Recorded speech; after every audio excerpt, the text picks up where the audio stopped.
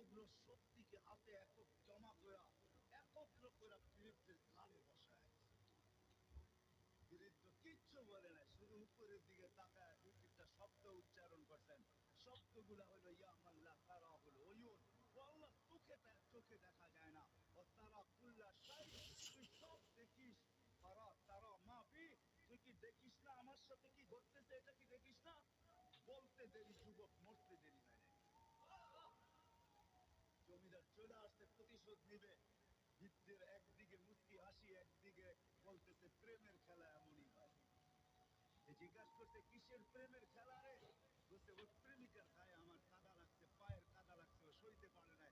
যৌবনী শক্তি দিয়ে